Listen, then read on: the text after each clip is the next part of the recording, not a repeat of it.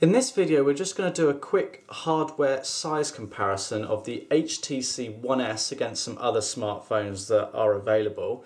So we'll start with the One X, the big brother to the One S, to compare that in terms of size. Now do bear in mind the different screen sizes, but you can actually see that in length there isn't a considerable amount of difference between the two devices. The One S is quite a long device. It's certainly not as wide.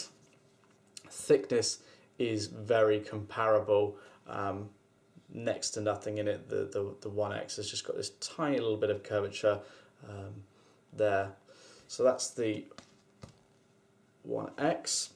Let's bring in an older HTC Wildfire, very popular smartphone indeed. Now there's quite considerable differences in size against the screen.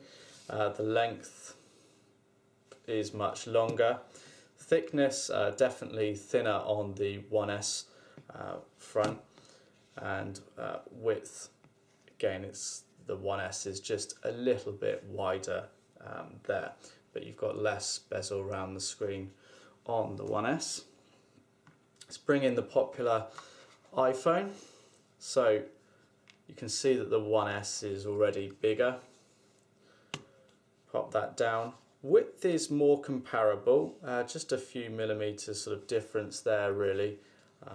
Length is longer. Thickness though, the One S wins that there. It's the thinner device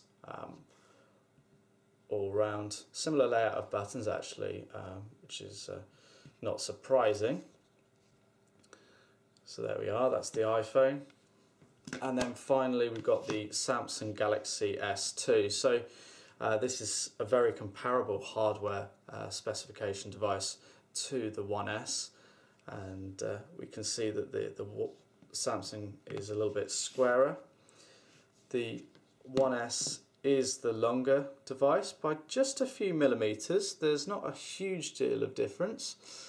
Thickness is fairly comparable. The One S probably just wins that, and in width they are essentially identical. The Galaxy S2 is more plasticky, whereas the One S feels a lot more solid than the Galaxy S2. So that's just a quick hardware size comparison of the One S against some other smartphones.